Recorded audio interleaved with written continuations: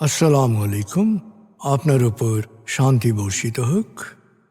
প্রিয় সত্যান্বেষী, খতমে জামালির সত্য ও সুন্দরের ভুবনে স্বাগতম। আসলে জীবনকে সুন্দর করার জন্য প্রয়োজন কোরআনের জ্ঞান।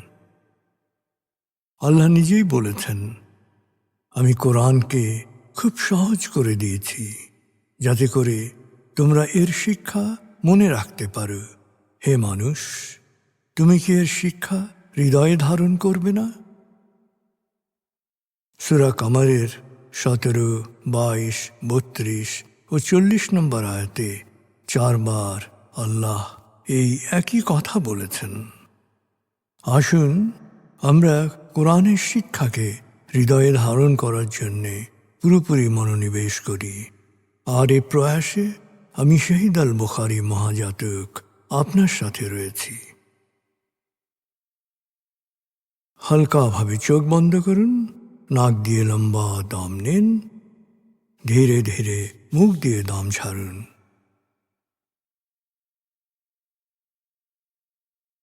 দম নেবেন পেটে, ছাড়বেন মুখ দিয়ে। দম নেওয়ার চেয়ে দম ছাড়তে সময় একটু বেশি নিন। এভাবে কয়েকবার দম নিন ও দম ছাড়ুন।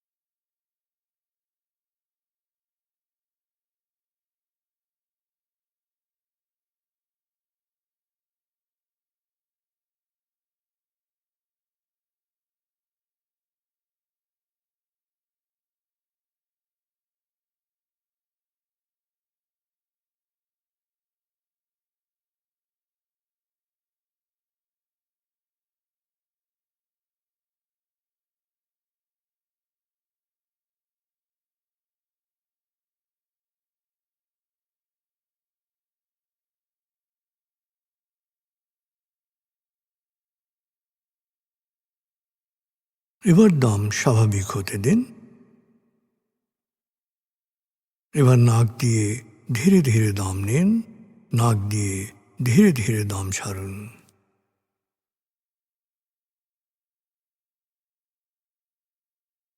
এভাবে কয়েকবার দম নিন, দম ছাড়ুন।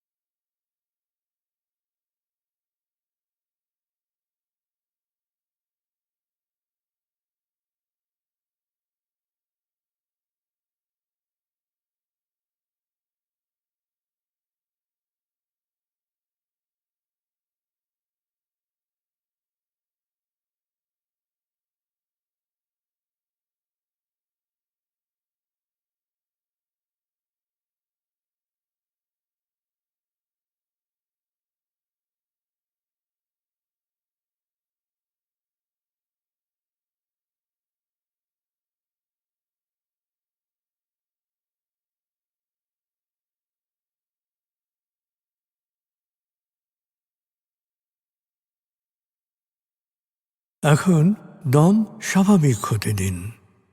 আপনি শুধু দম খেয়াল করুন।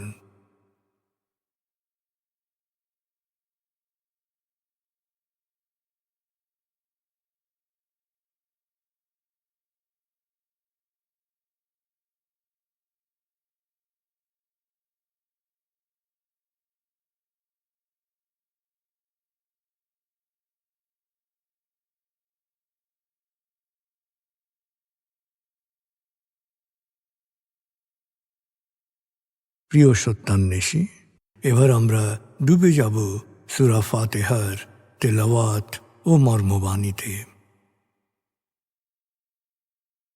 1. সূরা ফাতিহা। أعوذ بالله من الشيطان الرجيم. بسم الله الرحمن الرحيم. الحمد لله رب العالمين. الرحمن الرحيم مالك يوم الدين إياك نعبد وإياك نستعين اهدنا الصراط المستقيم صراط الذين أنعمت عليهم غير المغضوب عليهم ولا الضالين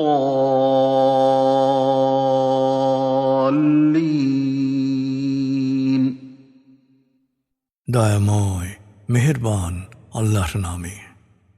সকল প্রশংসা মহাবিশ্বের প্রতিপালক হে আল্লাহ তোমারই জন্যে। তুমি দয়াময় মেহেরবান কর্মফল দিবসের মালিক। আমরা শুধু তোমারই ইবাদত করি, শুধু তোমারই সাহায্য চাই। প্রভু হে, সাফল্যের সরল পথে তোমার প্রিয়জনদের পথে আমাদের পরিচালিত করো। প্রভু হে, বিভ্রান্ত অভিশপ্তদের অন্ধকার পথ থেকে তুমি আমাদের রক্ষা করো।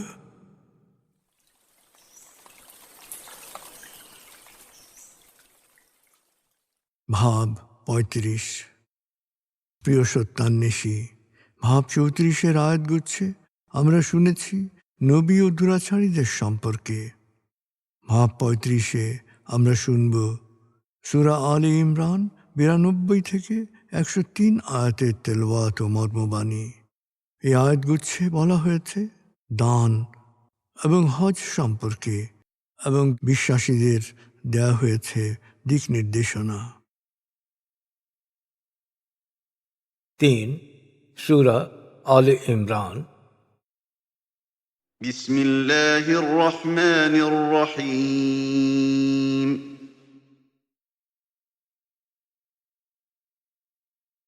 لن تنالوا البر حتى تنفقوا مما تحبون وما تنفقوا من شيء فإن الله به عليم كل الطعام كان حلا لبني إسرائيل إلا ما حرم إسرائيل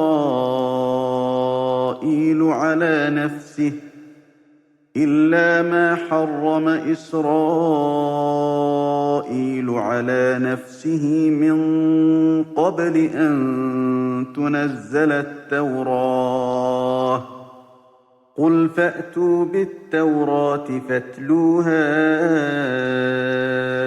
إن كنتم صادقين فمن افترى على الله الكذب من بعد ذلك فأولئك هم الظالمون قل صدق الله فاتبعوا ملة إبراهيم حنيفا وما كان من المشركين إن أول بيت وضع للناس للذي ببكة مباركا وهدى للعالمين فيه آيات بينات مقام إبراهيم ومن دخله كان آمنا ولله على الناس حج البيت من استطاع إليه سبيلا ومن كفر فإن الله غني عن العالمين قل يا أهل الكتاب لم تكفرون بآيات الله والله شهيد على ما تعملون قل يا أهل الكتاب لم تصدون عن سبيل الله من آمن تبغونها عوجا وأنتم شهداء وما الله بغافل عما تعملون يا أيها الذين آمنوا إن تطيعوا فريقا من الذين أوتوا الكتاب يردوكم بعد إيمانكم كافرين وكيف تكفرون وأنتم تتلى عليكم آيات الله وفيكم رسوله ومن يعتصم بالله فقد هدي إلى صراط مستقيم يا أيها الذين آمنوا اتقوا الله حق تقاته ولا تموتن إلا وأنتم مسلمون واعتصموا بحبل الله جميعا ولا تفرقوا واذكروا نعمة الله عليكم إذ كنتم أعداء فألف بين قلوبكم فأصبحتم بنعمته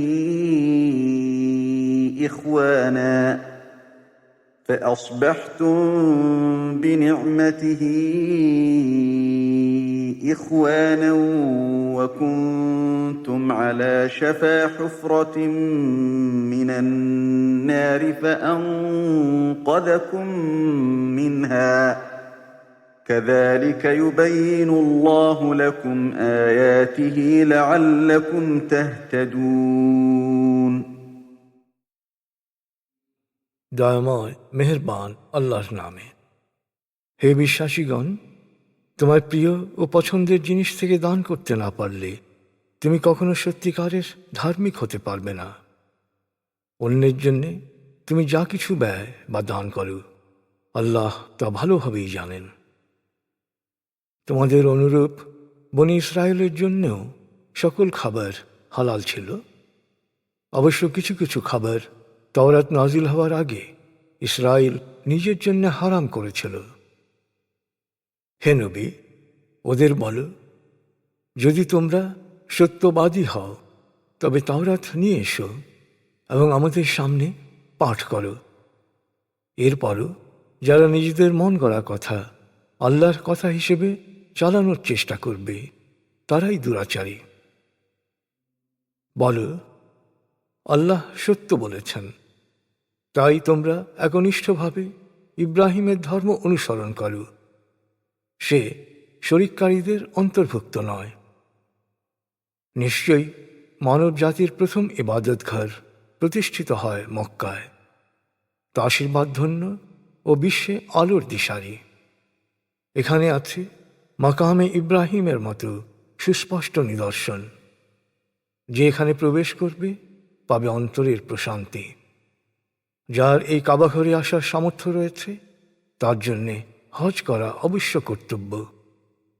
কেউ যদি এ নির্দেশ পালন না করে তবে তার জানা থাকা দরকার যে আল্লাহ দুনিয়ার কোনো কিছুরই মুখাপেক্ষী নন। বলো, হে কিতাবীরা, তোমরা কেন আল্লাহর সুস্পষ্ট বিধান মানতে অস্বীকার করো? তোমরা যা করো আল্লাহ তার সাক্ষী। বলো, হে কিতাবীরা, যারা আল্লাহর বিধান মানে তাদের কেন সোজা পথ থেকে বিপদগামী করতে চাচ্ছ?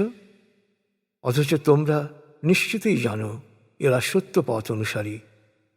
তোমরা যা করো আল্লাহ তা সবই জানেন।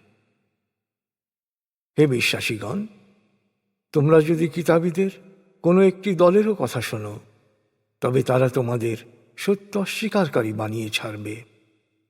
আর তোমরা কেন সত্যকে অস্বীকার করবে যেখানে তোমাদের আল্লাহর আয়াত শোনানো হচ্ছে? আল্লাহর রসূল তোমাদের মধ্যে বর্তমান। যে ব্যক্তি দৃঢ়ভাবে আল্লাহর বাণী অনুসরণ করবে সে নিশ্চিতভাবেই সরল পথে পরিচালিত হবে। হে বিশ্বাসীগণ, তোমরা সত্যিকারভাবে আল্লাহ সচেতন হও এবং আল্লাহতে পুরোপুরি সমর্পিত না হয়ে মারা যেও না।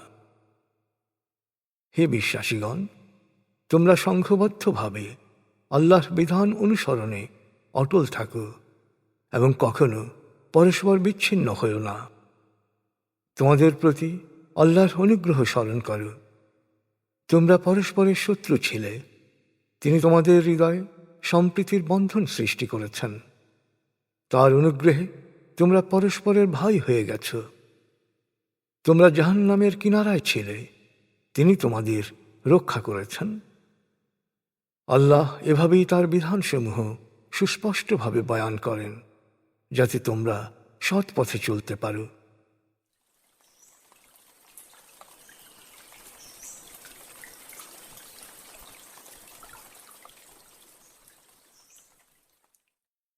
প্রিয় সত্যান্বেষী, এবার আজকের আয়াতগুচ্ছ থেকে একটি পয়েন্ট নিয়ে ভাবুন, যা আপনি অনুসরণ করার চেষ্টা করবেন। ভাবনাটা হতে পারে, আল্লাহ স্পষ্ট বলেছেন, তোমার প্রিয় ও পছন্দের জিনিস থেকে দান করতে না পারলে তুমি কখনো সত্যিকারের ধার্মিক হতে পারবে না। অবলোকন করুন, আপনার প্রিয় ও পছন্দের জিনিস কি? আপনি কি তা থেকে দান করতে পারছেন?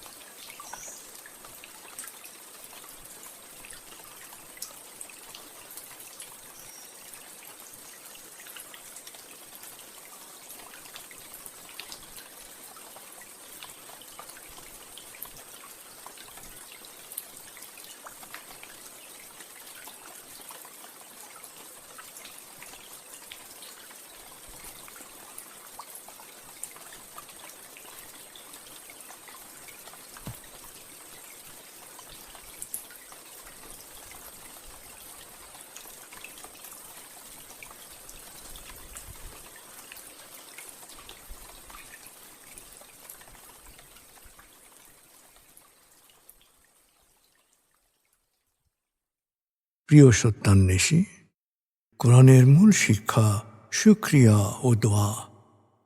প্রভু আপনাকে যা দিয়েছেন সেই জন্যে বারবার কৃতজ্ঞতা প্রকাশ করুন, তাকে হৃদয়ের গভীরে স্মরণ করুন।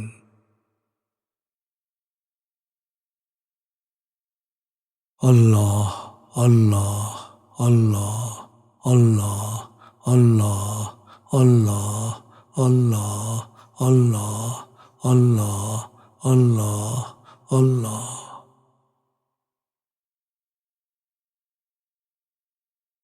আস্তাগফিরুল্লাহ আস্তাগফিরুল্লাহ আস্তাগফিরুল্লাহ আস্তাগফিরুল্লাহ আস্তাগফিরুল্লাহ আস্তাগফিরুল্লাহ আস্তাগফিরুল্লাহ আস্তাগফিরুল্লাহ আস্তাগফিরুল্লাহ আস্তাগফিরুল্লাহ আস্তাগফিরুল্লাহ।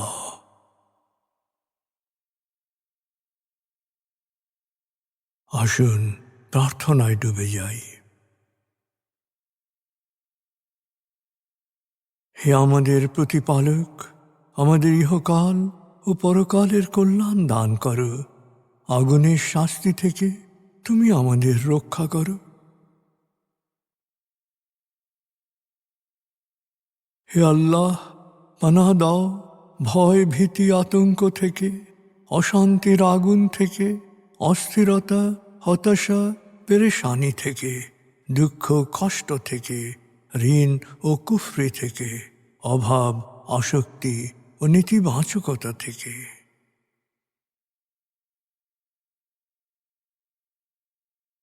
হে আমাদের প্রতিপালক, আমাদের বেহিসাব রিজিক দান করো।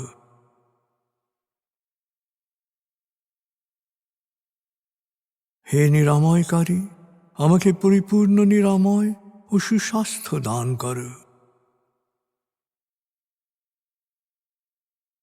প্রভু হে, আমার মা বাবা অভিভাবক শৈশবে যে মমতায় আমায় লালন করেছেন, তুমিও তাদের উপর সেরূপ করুণা বর্ষণ করো।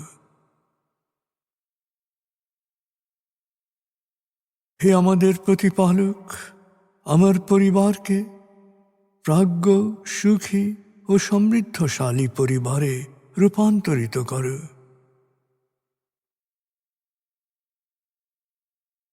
হে করুণাময়, আমাদের কোয়ান্টাম ফাউন্ডেশনকে, আমাদের সংঘকে তুমি কবুল করো।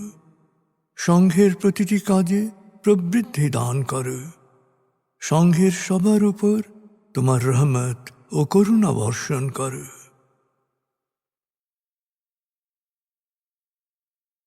প্রভু হে, আমাদের দেশকে তুমি ভালো মানুষের স্বর্গভূমিতে রূপান্তরিত করো। হে করুণাময়, পৃথিবীর সকল শোষিত বঞ্চিত মানুষকে জালেমের জুলুম থেকে, শোষকের শোষণ থেকে মুক্তি দাও।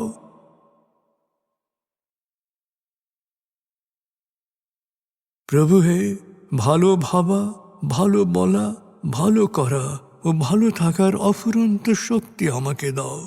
আমি যেন সব সময় নিজের অন্যের যত্ন নিতে পারি। প্রভু হে, আমাকে বিশ্বাসী সৎকর্মশীল সংঘবদ্ধ মানুষ হিসেবে মৃত্যু দান করো।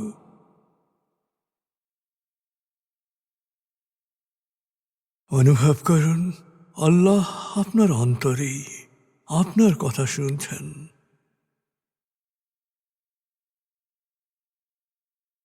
আল্লাহ আল্লাহ আল্লাহ আল্লাহ আল্লাহ বলতে বলতে মনের সকল আকুতি তাঁর কাছে পেশ করুন।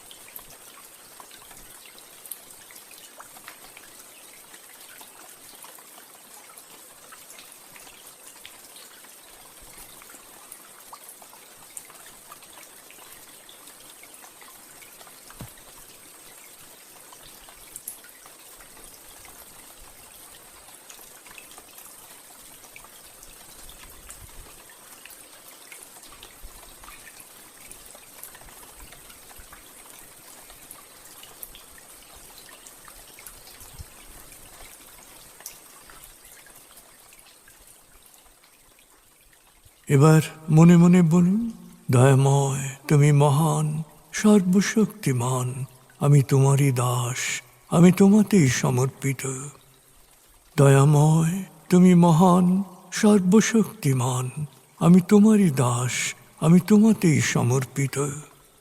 দয়াময় তুমি মহান, সর্বশক্তিমান, আমি তোমারই দাস, আমি তোমাতেই সমর্পিত।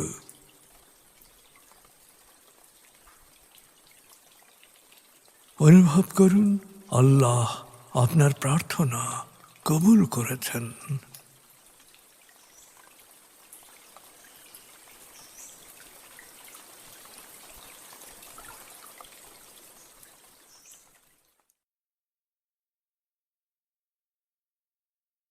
এবার লম্বা দম নিন, 0 থেকে 7 গণনা করে স্বাভাবিক জাগ্রত অবস্থায় চলে আসুন। আপনার জীবন সুন্দর হোক, সফল হোক। খুদা হাফিজ। আসসালামু আলাইকুম। আপনার উপর শান্তি বর্ষিত হোক।